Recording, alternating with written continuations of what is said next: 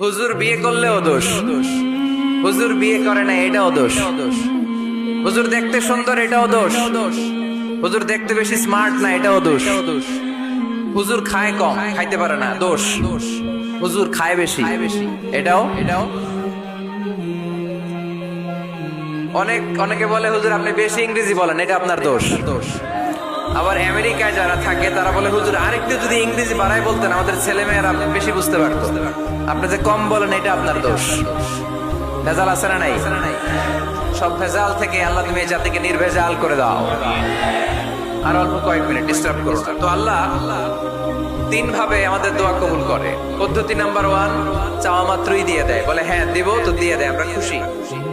পদ্ধতি নাম্বার 2, আমরা চাই আল্লাহ এটা দাও, আল্লাহ তখনও বলে ইয়েস দেব, কারণ না বলে ফিরিয়ে দিতে আল্লাহ জানেন দেব, তবে সাথে সাথে দেন না, লেটার অন, দেরি করে। কখন দিলে আমার জন্য ভালো, এটা আমার চেয়েও ভালো জানে কে? দেরি করে দেয়।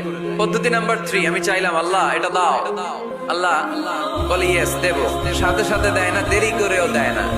এটা কিয়ামতের ময়দানের জন্য তিনি রেখে দেয়, যাতে ওই দিন বিপদের কালে এই দোয়ার বদৌলতে তিনি আমাদেরকে বাঁচিয়ে দিতে পারে। তাহলে যে এত এত দোয়া করি লাভ আছে না নাই? হয় সাথে সাথেই কবুল, নয় কিছু সময় দেরি করে কবুল, তা না হলে আখেরাতের অ্যাকাউন্টে আমাদের জন্য ব্যালেন্সে রেখে দিয়েছে কে?